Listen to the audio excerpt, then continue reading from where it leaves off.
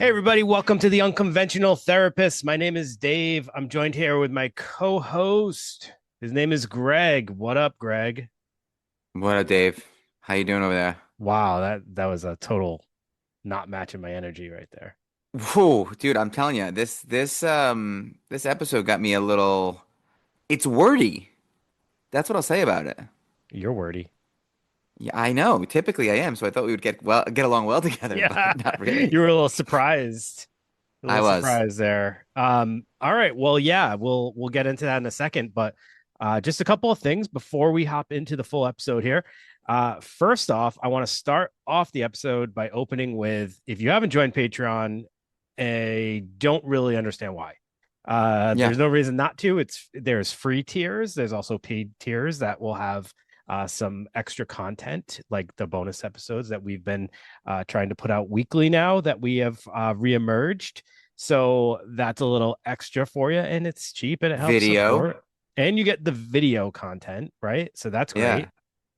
I guess. I mean, I I guess, think right? that's a bonus. Some It's people not a probably would bonus if you're on the disagree, treadmill, or maybe it is if you're on the treadmill, but if you're in your car, maybe not the best time to use that. But or it, if you it just can be don't like free, looking and at you our can, faces, you know, we're super receptive, right, to questions, and you can kind of interact with the episodes, and I think that's right? cool. And that's definitely what we are going for with the Patreon. We want to make it interactive, have people ask questions, whatever. So, with that being said, we did make a post early last week just asking if anyone had any questions that we would be able to answer on air.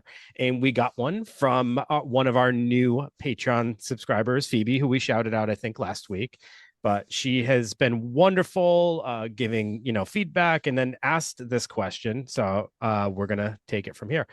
Phoebe says, are there any personal opinions or beliefs you have changed your mind about because of doing the podcast? She mentioned I can imagine researching a wide range of different subjects can really make you reflect alongside the self-awareness that comes with your profession. That is a very big assumption that we have self-awareness, but no, I think we do. You know what's funny? I do have a couple of things about this. So the one thing, so there's a couple of things that I was been super interested in. I was very interested in hoodoo. I was very interested Yep. in like ghost stories, stories in general, books. Like what are some other things? Some like hidden people. That was one of my favorites. Immurement, strange things like that, right? Yeah. Countess Bathory, the Blood Countess, Carl Tanzler. This really dark story about this man who like sleeps with a woman for 7 years after she's dead because he saw ghosts when he was a kid. Right. All great. Like so, these like cool stories I felt would have been like the most popular episodes, but what I found was just that I that's unpredictable for me. People don't have this share the same interests as me. I guess that's something that's like been a real revelation to me, among other things. And Dave, if you don't mind, I'll So say one more thing that yeah. was an interest and a help to my what's great about this career, I'll say, is that everything we manage to talk about, whether it's true crime or something that seems completely aside from therapy, what's great about this work is you can shoehorn basically anything into therapy, and it's Yeah. like makes it more fun and usable and relatable and keeps you fresh, I think. We always say this, but themes from our episodes always feel like they end up somehow becoming topics in our conversations throughout the following weeks. That always happens. As far as like opinions or beliefs, I don't think there's been anything that's like really changed the way I look at things too much. If anything, it's actually just made me dive deeper in on certain things that I was already kind of interested in or had thoughts about. So a few that off the top of my head, the Tulsa race massacre one was a big one because like Mhm. that's a theme that I have interest in, but I wasn't as familiar with the story. But after reading like about that, I think I really kind of like that opened my eyes. I guess I learned a lot in that episode more And than I I think that thought I was led to going like to. the Harlem Renaissance Yeah. Yep. in a sense for us. Yep. So I mean, there was definitely, um, I think that's it. It's been a lot of just kind of like. learning. And I guess the only thing that maybe I've changed my mind about is and this is kind of boring, but some of the theoretical approaches I didn't think I would appreciate as much until I learned more about them, especially one being the acceptance commitment theory. And once I learned about that a little bit more, I find myself really gravitating to it as a theoretical approach. Like, Listen, honestly, I feel exactly the same as far as ACT act. We'll call it because that's how you're supposed to use the word. Um, same same here. yeah, Like I was staunchly CBT, and ACE act has really kind of changed things for me. I think it kind of encompasses DBT and CBT in kind of this beautiful, most useful way. Once you get past sort of the jargon, which some people are really into, but I'm just like, let's get the themes and like what is yeah, this thing trying to accomplish? I really, really enjoy that. And I'd say one more thing and Dave, I don't know how you feel about this, but like speaking of Patreon, if you're a paid member and you're like, hey, like this is going on to a friend or to, you know what I mean, whatever, to myself, and what's your guys' take on it? We'd be happy to give whatever insight on that and sure.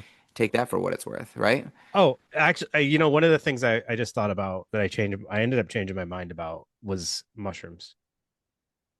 I wanted, I'm like, want to do them Oh, more. you want to do them now?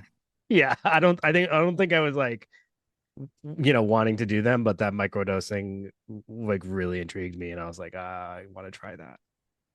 Well, if we get 10 new paid subscribers this week, Dave and I will do mushrooms on air. Macrodose for We Greg, really will. microdose for me. Whatever it takes. Whatever it takes. So, I mean, not the most thrilling response, but um yeah, I guess most of our personal beliefs and opinions kind of stay the same, even if we both differ on them, I think. But I think there's actually been, especially early on when we used to bicker a little bit more, I think there was probably some opinions that we were able to share to each other that maybe it's just hard to like remember some of those conversations, I think. Okay, so yes. Okay, that's a great point actually because I have sort of changed in a way, and my ideology being like a veteran and coming from a place where my father was really rough around the edge, a tough guy. Everything was about being tough. Mhm. My ideology was my identity, and so if someone disagreed with me, it wasn't that like I was gonna be like, oh, you disagree with me, like let's talk about this. It was more like you're telling me there that who I am is wrong, Yeah. and I would defend that to the death. But now, honestly, through this whole process, I mean, even early on in grad school, everything like that. But this podcast really, especially, made me sort of look at all my fixed beliefs and with a more open mind, and those have changed quite a bit where I'm not different, but I'm looking at the world more openly. Yeah. You know what I mean? Right. Where like I guess it's like almost like a Socratic thing where it's like by learning all this stuff every week or attempting to learn what interests us about it every week, Hmm. I'm learning slowly that I'm not this super knowledgeable guy. I'm just, I don't know, damn thing. And I'm just willing to kind of like accept that and learn, which makes me a Right. little bit more open and makes me a little bit more useful to people, I think. And there was that one episode where you learned that the earth is not flat. I did, well, I pretended to, you know what I mean? For ratings or whatever, right? All Well, then right. how come I'm not falling off? Oh, wait, I would fall off. Damn it. Now I learned it again. I'm back. All right. All So right. you want to get into this thing a little bit? All right. So what's the episode today? Self-determination theory. Whoa, that sounds amazing. Yeah, that's why we got to front load this thing with a little bit of fun, but we'll try to have this to make fun with this, have fun with this, right? So I'll just tell you about the origin, Dave, and you can kind of go into like some key points and maybe like an overview of this whole thing, and then you'll probably talk for a little while. But the origin of this thing is 1970s, 80s. In the world of therapy, it's a baby, right? In the world of theoretical approaches, it's really new, and kind of obscure and not that that's a bad thing. It's just not a fleshed out sort of, in my opinion, approach. It's just kind of like in the same way, like an aphorism is just like saying something pretty profound that like we kind of already know is true, but it's helpful at the same time.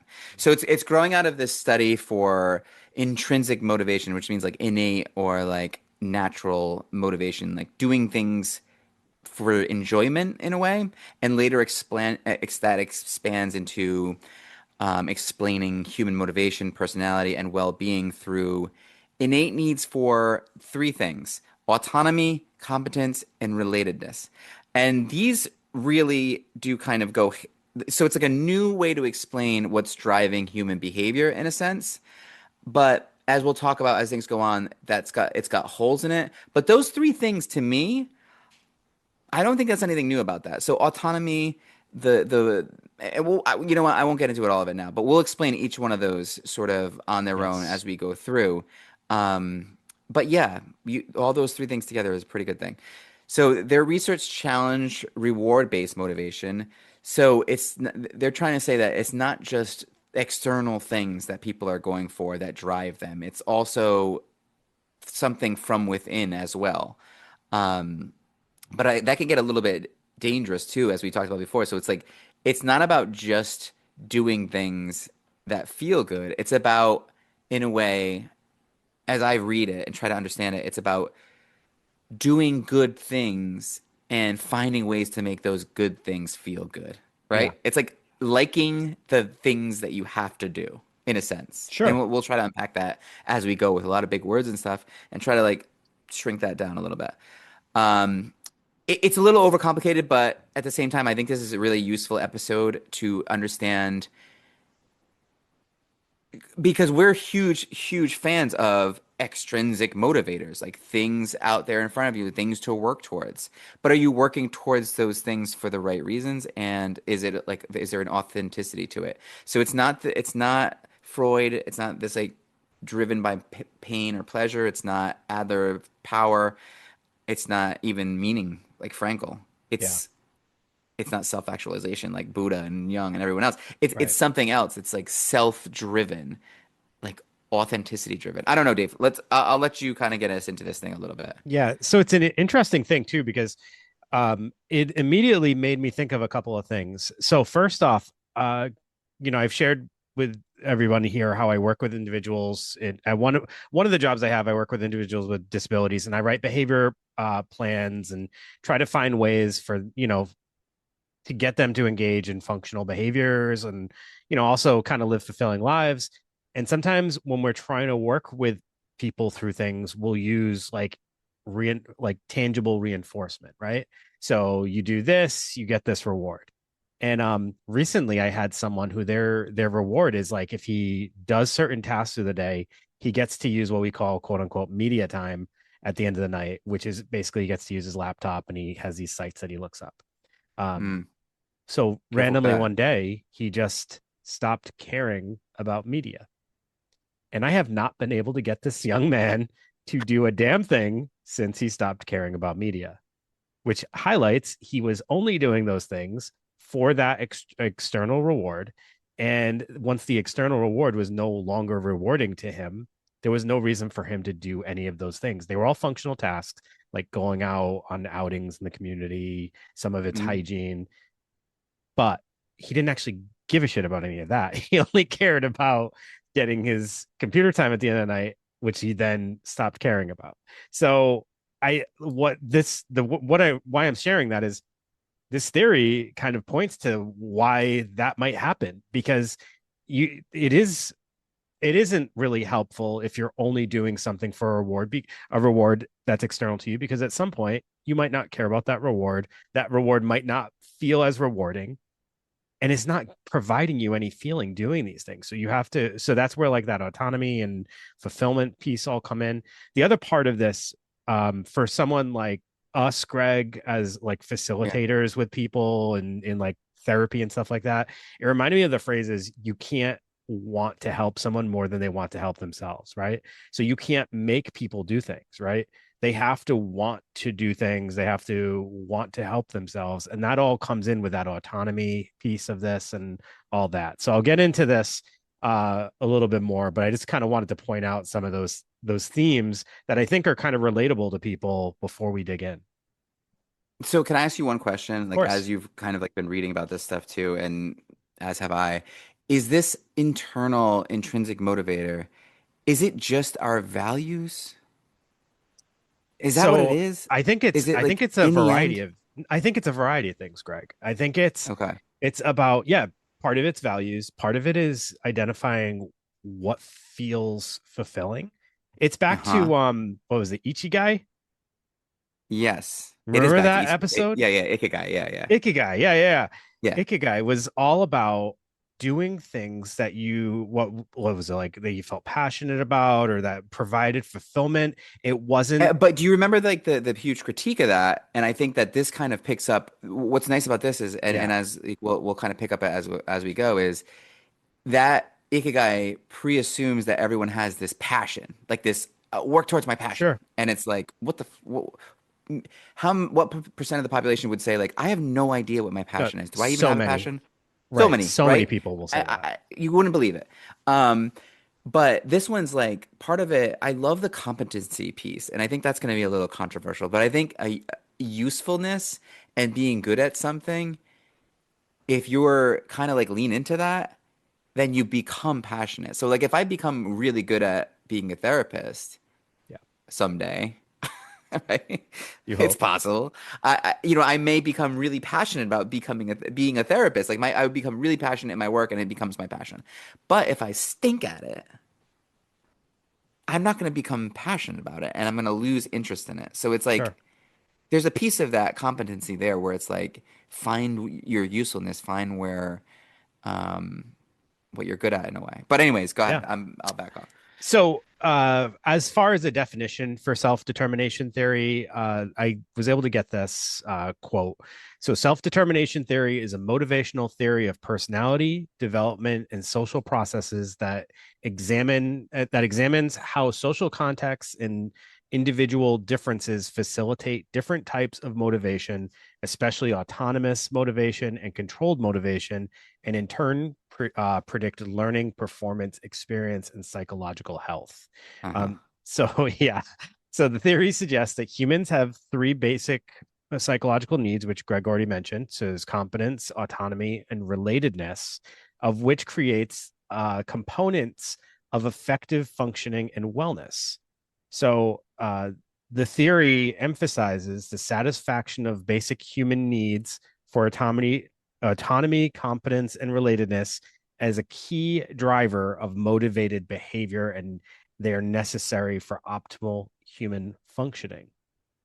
Mm. That sounds wordy, but It again, is. I agree with it. Right. I do. They And really do drill home their terms in this whole theory. Like, the amount of times you talk about autonomy, competence, relatedness, motivator, extrinsic, intrinsic, like external, they really drive home these words to get ready for well, all lab. right. So and then maybe even we'll take just like we don't need to do them all right now, but let's take one word for a second, like autonomy. I mean, we've used that so committing to action and act is autonomy. The Well, even we've in more used basic terms, agency. but even more in more basic terms for people who don't use that word on a daily basis, it's the ability to independently do things on your own accord, right? On your Yes, own but will. whole yeah, you're exactly. And we're have when we take that away from people, even to their own benefit in a way. So like how many times have we seen someone trying to get on, disability for depression? And not to say that they're sometimes not necessary, but when you're doing that for somebody, you are taking away one of these key components that are going to motivate you to have like behavior that's going to be optimal human functioning, as they say, or happiness, I guess. Right. So you just put it in an easier way. So I ask people all the time, like, would you rather be the whale at the aquarium? Because in Mystic we have this aquarium and the whales sometimes die there, but they're take that out of it. Say they don't. Like say you have this, you're there, you're in the aquarium, you're gonna get fed every day, you're And gonna live be forever. warm. What's that? And they live forever. They don't live forever, but they You don't you know said much take that about away. anything. Yeah, But okay.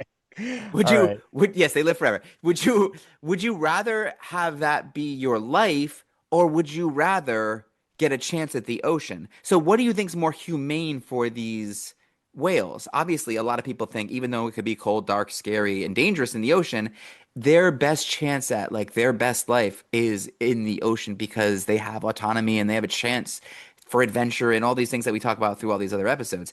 And to make it even more basic than that, as I'm talking about whales, I just think to myself, why don't we want to go to jail? All right. It's basically the Freedom of freedom, choice. right? Yeah. And what good is freedom if we're not using it? And what is using our freedom? We're using our own freedom by being autonomous, the ability to do things for ourselves when we choose to do them. The Yeah. feeling that we can do things for ourselves and make our lives better, I guess. Here's another example that most people could relate to. Say you have a student in school, like if you're a parent, or if you are a student in school, and so many kids seem to be dependent on their parents for getting their work done, getting good Hmm. grades. And they do that for what reason? They do it because their parents are telling them to, or you're telling your kid to be, to get good grades or to start to focus more on their schoolwork. It's so much more fulfilling for that individual if they're actually the ones, or if they find a reason to want to do that and they're doing it independently versus I'm doing it for my parents, right? Like my toddler, when he's had his ass wiped for him, excuse my French, a million times. When he did it himself, he comes running out. I wiped myself. Yeah. That felt good to be able to accomplish this task on his own. It doesn't feel like much to do. You don't need to have it done for you, but it is true. Like we should build that in our kids all the time. The school thing is perfect. It feels way better to accomplish something on your own than to be. And we've talked about that in past episodes, maybe even the last episode, where we steal that from kids a lot Yeah. in an attempt to save them from distress or like Right. hurt Right. feelings or this or that, we rob them of their chance to participate in self-determination theory. I'll be honest with you. It's one of those things I have a hard time relating to that experience because I never felt like my parents didn't get overly involved. They obviously, gave me feedback and paid attention, but they never like hounded me about things. So I had to care about it on my own. And for a while I didn't, but then I learned to care about it and you figure it out. And when you Or, do good, you feel good. absolutely. Yeah. When you're useful, you feel good. And when you're not so much. Right. All right. So let's see. When support for those three needs that we've been talking about is available, people will be intrinsically motivated to undertake tasks for their own sake because they are interesting, enjoyable, and inherently rewarding, hopefully. So this that all highlights someone who is autonomously motivated. So Yeah. like we were talking about, like a student or a toddler doing something on their own. When these psychological needs are unsupported or thwarted, meaning like someone steps in and starts to, take the reins on it or whatever, wellness and growth will be negatively affected. So it actually has Okay. the opposite impact on someone, even if your intentions, I think, would be in the right place, right? So yeah, and I'd like to bring a real world example. Like one of my sons struggles with certain areas in school. Like I'm sure tons of the listeners can relate, but he like math and this and that. He's can't do these things. Like it's just he tries so hard and he's just become like this serial like avoider. He's just become a master at avoiding. And because he's not useful or like competent in math or English, he feels like less than, and then like it kind of like it wears on him, right? It doesn't feel Sure, good, obviously. sure. But the schools, what they could do a better job of is like instead of like they should know these theories, like all these theories that are like clearly kind of make sense, and say, okay, this kid is not competent when it comes to this. Is there Right. something that we can find that he is competent in? And so that once he finds that thing he's competent in, then he's going to really dig in on that. He's going to be useful in that, and he's going to be happier and better and contribute to society more. Like, why are we still like trying to fit? like, round pegs and square holes. Why are we still doing that in 2026? It just blows my mind that I For have to sure. watch my kids struggle when I know there are things that he does, video games. I mean, like, whatever. Socially, he's pretty good, and sports. He's so interested in like building and construction, but they don't want to like teach like, oh, you're good at that. You're kind of good at this construction thing. Well, let's like feed that a little bit. Let's see Yeah. where that goes. Mhm. Like we shouldn't have to wait until these kids graduate high school to support them in the things that they're naturally good at. It just doesn't seem to make any sense to me. Yeah. Um, so external regulation is the least self-determined, least autonomous form of motivation. Hmm. So we have, the autonomously motivated being the most motivated, external regulation being kind of the opposite of that. Um, or the other term for the opposite end would be intrinsic regulation, like within you. So Yeah. between the extremes of extrinsic and intrinsic motivation, there's different levels of regulation that occur. Again, this is all sort of getting wordy. Two of those being introjected and identified. So, introjected regulation refers to forms of regulation that are taken in by the individual and provide for self-imposed pressures or shoulds. You know what I Right. mean? Yeah. Identified regulation is experienced when individuals identify with the worth of an activity or behave and engage in it accordingly. So I'm Right. going to assume from those definitions that identified would be better because you don't want to be pressured by the Yes. shoulds because that's not really that motivating. And that's also another reason in other theories we say there's no such thing as should. There's only Right. you do or you don't, right? And don't should yourself. Don't should your pants. Yes. Exactly. So essentially, if you are looking at intrinsic and extrinsic motivations being located at two ends of an internalization continuum, movement along the continuum would be structural changes that progressively transform externally based regulations into more internal personal regulatory systems. Movement on the continuum means that an individual is progressively becoming more autonomous, integrated, and self determined with initiated behaviors performed out of choice while meeting a person's needs for a sense of competence, autonomy, and relatedness. Hmm. I'm telling you, it's overly wordy, right? It's like It it's doesn't need to they're be. It's not really that hard. I don't know why they feel the need to make it so wordy. It actually is to simple.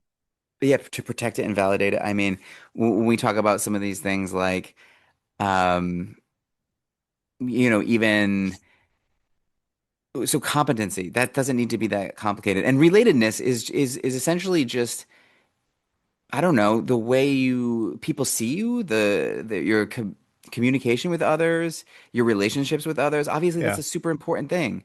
So Yeah. your ability to do things on your own, your ability to, f- the- the idea of finding the things that work for you, finding the things that you're good at, and like pursuing those things and leaving other things behind. So sort of like trimming and navigating your life. That's like almost how you find your calling. And then when we talk about a million times how even in The Alchemist how it's the journey, not the destination. How many times have you heard that, right? Well, that's all true, and that's kind of built into this. But what's also true is the people that you bring along with you for this journey might be a very important thing to contributing to your Sure. happiness too, right? The people you surround yourself with is going to be very, you got to be smart with who you surround yourself with Yeah. because And I people have mean, to see your worth. and also within this theory, you want to surround yourself with people who are going to push you, but not try to control you Hmm. or do things for you or take away your autonomy, I would assume. Right. All right. And then, Like in a relationship. So say we're in right. a relationship and you know that person is making all the choices for you and you feel like, where the heck did this person's been making my choices for me for forever now. I don't even know who I am anymore. You've given up your existence, you've given up your right to choose, you've given up your autonomy, and now you're in a bad spot because Yeah. they've stolen that, right? So that's, Yeah. do I still have autonomy in my own relationship? Yes, you should. It's important. Yeah. So a key differentiation drawn by theorists is between autonomous and controlled motivations. So, autonomous motivation involves volition and choice, while controlled motivation involves external or internal sense of compulsion. It is possible that initially autonomous motivations could eventually become controlled motivations. For example, when it's an initial decision, such as like, you choose a profession, that would be autonomous, but then eventually the actual work you're doing entails a sense of compulsion or external responsibility that kind of changes into controlled motivation.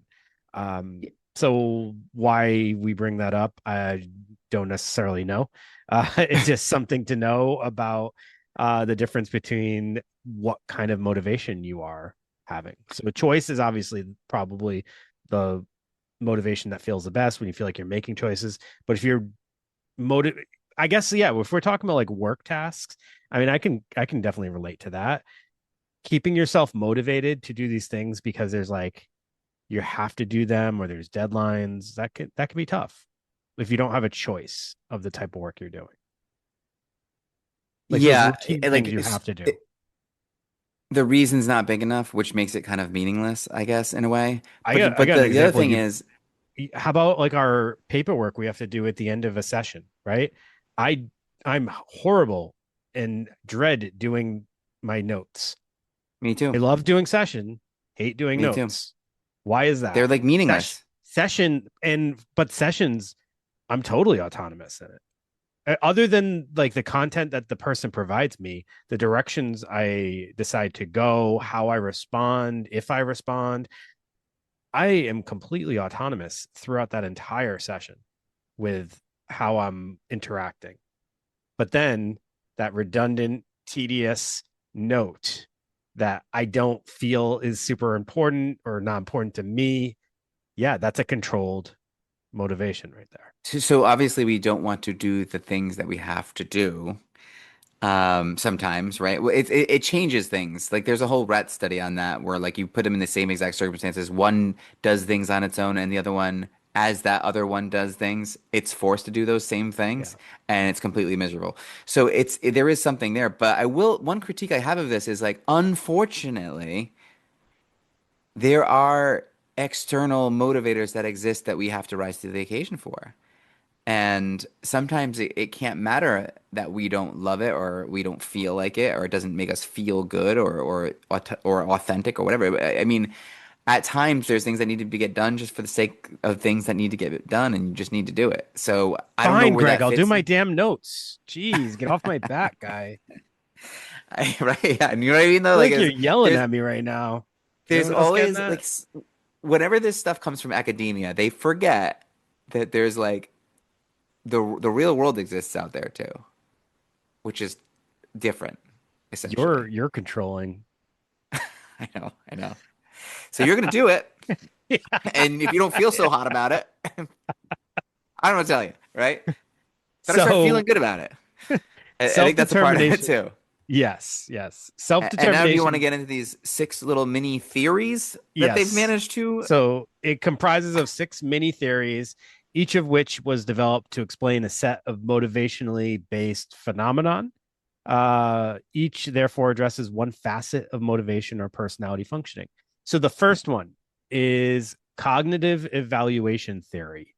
So it's theories within theories. That is insane. Yeah.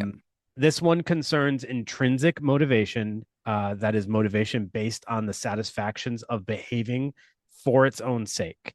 So cognitive evaluation theory specifically addresses the effects of social or external factors on intrinsic motivation, or how factors such as rewards, interpersonal controls, and ego involvement impact intrinsic motivation and interest. Um, this theory highlights the critical roles played by competence and autonomy supports in fostering intrinsic motivation, which is critical in education, arts, sports, and many other domains. You got all that?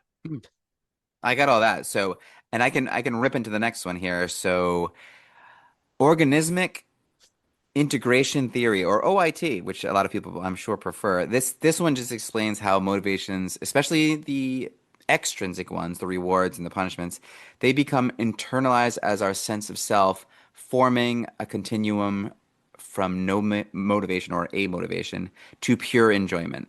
So it's just kind of like this line of well, so just let me give you some examples. This might help a little bit. So exercise.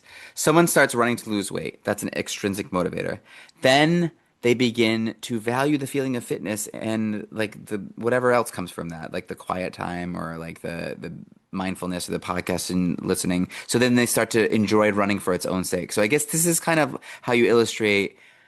So you can have like an extrinsic goal and then begin to start feeling intrinsic value from it as you begin to work towards that goal and start feeling good about getting closer to that goal. So as long as this goal is like I said, like values driven and aligns authentically with who you want to be, then working towards it in itself will like you'll use the extrinsic motivator at first, but then hopefully over time the thing becomes intrinsically motivated on its own. It just feels good to do the thing, working towards the thing you want to work towards, which kind of pokes a hole in like some of this. Like one of these theories poking a hole in their own theory. But, Yeah, that's interesting. you know, All right. So theory three is cat casualty orientations theory. So that explores individual differences in the way people motivate themselves in regards to their own personalities. So this describes and assesses three types of causality orientations. So there's the autonomy orientation, in which a person acts out of interest in and valuing of what is occurring. There is the control orientation, in which the focus is on rewards, gains, and approval. And there is the impersonal orientation, characterized by anxiety concerning competence. hmm. So just kind of a little bit of like delving into self-awareness of what type of personality you are, I guess, and kind of how you are motivated or what Yeah. motivates you. Yeah, and the fourth is basic psychological needs theory. So this elaborates on the whole concept of evolved psychological needs and their relations to health and well-being. It argues that psychological well-being and optimal functioning is predicated on autonomy, what we've talked about before, competence, and those how they have like this invariable impact on wellness. The theory argues that all three needs, so the ones that we talked about, the competence, the autonomy, and the relatedness, they are all essential. And if that is thwarted in any way, this could disrupt their basic aspects of functioning. And you know, I think so are we getting this a little bit? So it's like autonomy, wildly important. I think we kind of made that with the jail and the whales and the children in the school. The competency, if you're useful, you feel good. I think we get that. This guy Cal Newport does this whole great thing about like just poking all holes and finding your pursuing your passion slash calling, all those things, because typically people don't have that. And this idea of becoming good at something or finding what you're good at, now that begets the passion that you're looking for. So those two things, coupled with one more thing, the relatedness here, and that has to do, the development and the of close personal relationships. And I'll talk about that. That's like the final theory. But go ahead, Dave. Okay, so Number five. five, goal contents theory grows out of distinctions between intrinsic and extrinsic goals and their impact on motivation and wellness. The key to this theory is understanding what reasoning lies behind an individual's goals. Goals are seen as differentially affording basic need satisfactions and are thus differentially associated with well-being. Extrinsic goals such as financial success, appearance, popularity, fame have been specifically contrasted with intrinsic goals such as community, close relationships, and personal growth, with the former more likely associated with lower wellness and greater ill being. So, in summary, individuals who pursue goals as a way to satisfy their needs have intrinsic goals and over time experience need satisfaction, while those who pursue goals in search of validation have external goals and do not experience need satisfaction. Just super rich, but not need satisfaction. Yeah. And the relatedness one, which I mean, in a lot of ways is the most important of them all. I mean, I guess isolation is a really bad thing. We can all agree on that. It's like the worst punishment that there is. But the sixth is the relationships motivation theory and it has to do with the development of and maintenance of close personal relationships such as best friends, romantic partners, and social groups, I guess. Is that even still a thing? And they say that, I'll just kind of cut to the chase with this. Relatedness is finding meaning. I guess for me, finding a meaningful life is kind of like distilled down to paying attention to the right sorts of things. And paying attention to the right sorts of things oftentimes, in my experience, ends up being people, right? Like people, whenever they're on their deathbed, they're not like, "Oh, I wish I did more work or this or that." It's always like, "I wish I spent more time with people."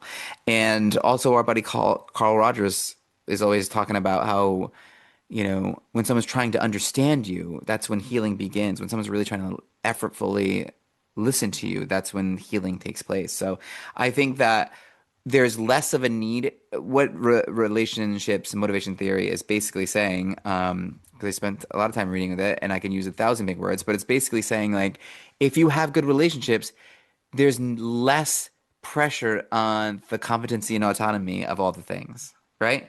So it's like that's the role this one plays. It's sort of like I fucked up today. I'm sorry for swearing again, but it's okay because I have a friend to kind of talk to about it with, right? Or like things aren't. I'm not so good at this, and I'm really trying to help.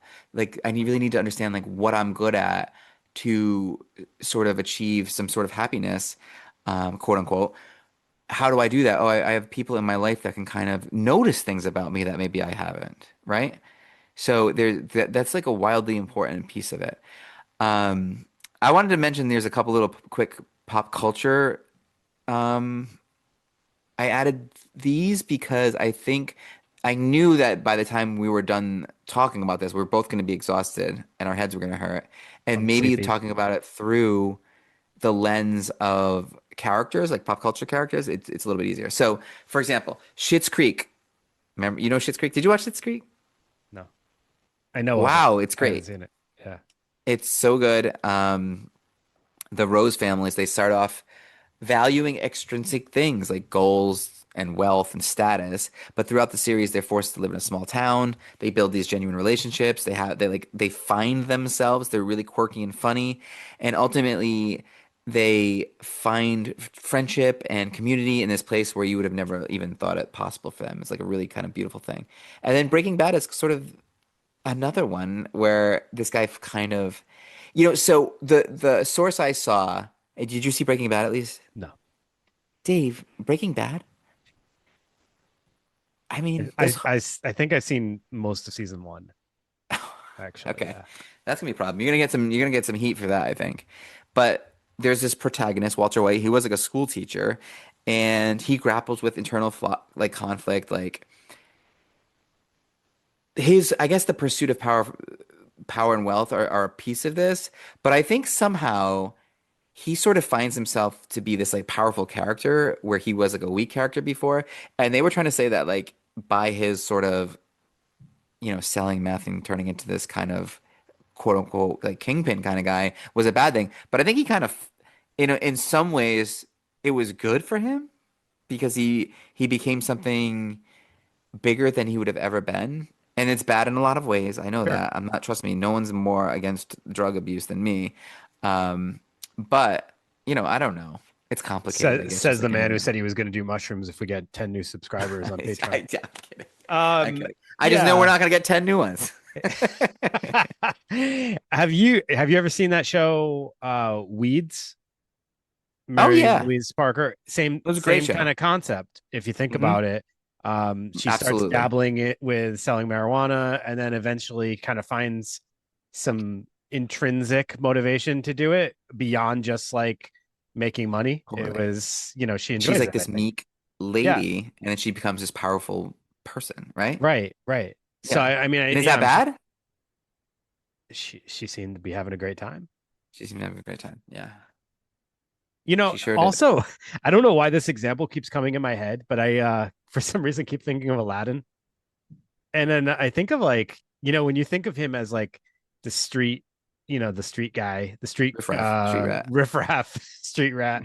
Um, you think about he's always chasing like money and trying to make ends meet, but like then he like goes and he's sees gold and all this stuff, but like Yeah. that's not the most important thing and ends up being the intrinsic motivation. It ends up becoming love, which is more of like this intrinsic motivator, right? It's not Right. external. It's not like chasing gold. And Which they can't complete, which these friggin' dorks completely left out.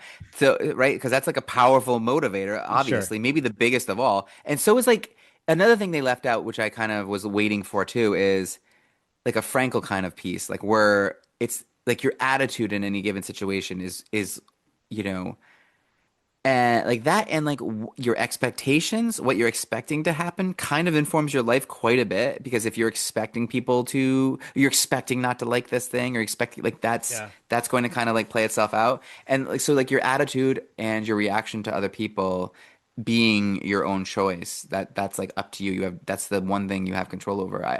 That being left out of this in terms of happiness and paying attention to the right things, like I feel like they left a lot on the table. It's almost like they acknowledge. It's almost like they intentionally don't acknowledge those things because those things are already a thing, or Hmm. this is more geared for those people who are like, I don't know my meaning. I don't know what's my purpose. It's like, all right, well, let's just focus on this stuff then. Maybe we don't have to worry about that right now. It's almost Right, like right, right. let's divert the attention away from these big, heavy things to this more like, all right, well, what kind of drives you, what motivates you. This almost feels to me like this is building awareness of, are you making choices in your life? If you are, what motivates your choices? What guides you on those things? What feels good to you? Mm. What actually makes you want to do things versus what kind of hinders you from wanting to do things? Right. I like that. So like almost like what is driving your behavior, and are you okay with that? It feels like that to me, right? Like Yeah. that's kind of what I get from this, because I'm gonna be honest, like there is a lot of words and all this stuff, and it's a little confusing. It really feels like this could be broken down into, all right, we got those key terms, the basic needs that we got to meet, right? And we just keep repeating those and talking about all these like, these key terms with everything, but it's just like, all right, what motivates you, what hinders you, how do we get you to be autonomous with your choices, how do we get you to look for intrinsic motivators or start to Mm. build intrinsic motivation versus external motivation. Like it just feels like all this could be simplified, and maybe it's because we literally were searching for like explain self-determination theory Yeah, versus yeah, getting yeah. into like worksheets about it, because I actually did find, I was just going to share this really quick if I can find it. I'm not going to share my screen or anything like that because like 10 people are going to see this video. um, but the worksheet was very much like what I'm talking about. It felt like you were basically interviewing someone and trying to get them to take an assessment or something like that. So there's questions about, so this section here that I'm looking at is uncover false beliefs, core beliefs about emotion. So there's options that you could check off, like I should be able to control my emotions. If I lose control of my emotions in front of others, they will think less of me. So they do touch on emotion here, exploring the consequences of holding these beliefs. So almost like starting to get people to think about like what holds them back, what core value beliefs do they have that might hold them back. I don't really gather a lot of that in this whole explanation that we just gave, though. They don't talk a lot about that Yeah. stuff. I guess that's in No, there. It's it's somewhere in some of that piece, but I don't know. It just feels like this whole thing that I'm it feels looking like at. they're doing disservice, kind of making it overcomplicated. And that's what David Burns was trying to get through to Stephen Hayes, because act in when you read, so like I read Stephen Hayes' book, it's like this thick, Yeah. and it's like doesn't really need to be that thick, Sure. right? Right. It Right. only needs to be about this thick. Exactly. So and if it's like that, like there's only so much room in our heads for this kind of stuff. Like chill out, you know? Yeah. So and if Now, we've done that to you, listeners, we're sorry. And next episode will probably be a little bit lighter, information wise. But I will say, all things considered, take explanation of everything, put that aside. I think there's value to this theory. totally. I agree with a lot of what they're saying. I personally feel that like if autonomy it leads to intrinsic motivation and things like that, and relatedness is But all that is encompassing and essentially important. existentialism though. So, but as we pointed out so many other times, I know. so many of these theories are connected to other theories or have borrowed or takeaways from other theories, and they use keywording to make it their own. So there's so many that feel not far off. So with that being said, I just wanted to point that out because I don't want it to sound like we're coming down on this. I just think we're coming down a little bit on like how it's explained. Yeah, yeah. Too academic. Yeah. You know what I wish? I don't know if I still have this book in our grad school theories course. We had a book that had every theory in I there. have it. I love You it. still have it? This isn't in it. It's not in it. I can't imagine it being in it. I don't know for sure, but I'm gonna check. Yeah. If you have that, could you bring Because that to work? it was a great resource. I loved it. I wish I actually, I don't, I must have it somewhere. I don't know. I can't Yeah. remember. I If got it I think somewhere. I rented that book. I started renting so in grad school to save money, I was renting a lot of my books on Amazon, which was a great deal. But then there was some times where I was like, man, I kind of want to keep that Yeah, one. I kind of wanted that. Yeah. Yeah, that was a good one. I'll look around. I'll look around for it. Okay. All right. So I guess that wraps up Sure self-determination does. theory. All right. Yeah. So with that being said, the only thing I wanted to say before we go, since I already said the stuff about Patreon, thank you to people who have reached out, shared feedback, reviews, all that good stuff. We're still gonna always beg and ask for reviews. If you guys can do them, that would be so appreciated. It's really, really helpful. Um, then the only other thing that I will say is in 2 weeks, we were going to do it next week, but we're actually going to push it out an extra week, and we slipped something else for next week that I think will be a good episode for people. But in 2 weeks, we're going to do a literary one. So this will give people time to read the story before we talk about it. So we're going to do H.P. Lovecraft, two stories. We're doing what is it, Dunwich Horror, and I think it's Mouth of Madness or something along those lines. You guys Mountains of Madness or something. Mountains and Man. I can't remember Yeah. the name of the story, but something along those lines. If you guys want to understand what we're talking about, probably helpful if you read those stories. And then the twist on that is we'll be talking about someone who has sort of a checkered place in history Mhm. and talking about, can you celebrate the person? Um, no, can you celebrate the work without celebrating the person and things like that? So just wanted to share that because I did actually have a coworker who listens to the podcast ask when you're going to do books, can you tell us ahead of time so we can actually read the book? Great call. Yeah. Really? I was like, yeah, Yeah. duh. Because and I remember one time we were doing a book episode, and I was like, if they haven't read this is not going to make sense to them. Mm-mm. So yeah, that was a good call. So I just wanted to And maybe let that's why people some of know. those didn't hit the way I thought they should. I thought we feel like we try to like do books that those kinds of books that you're like, oh, like I never got a chance, like almost like we'll read it so you don't have to, because we kind of do usually give a good like sort of synopsis too. Try, yeah, when Yeah. possible. I did find it interesting that one of our first episodes, I think it was like our second one, was The Alchemist, and that book made. I think that episode does well because that book really started to like have a few different like shelf lives. It became it trended for a little while. It was really Hmm. popular. So I think that one is one that people have probably read, and I think that's why they listen. But the other ones I'm not so sure of. So Like the Metamorphosis from but Kafka this or like Camus or something. exactly. But this HP Lovecraft one was actually supposed to be from October, but obviously our October got cut a little short. So we will be making up for it now, which is why we're going to do that one. So All we'll right. be back next week. And if you are on Patreon, check out our bonus episode that will be coming out later this week. And we'll see you later. Bye bye.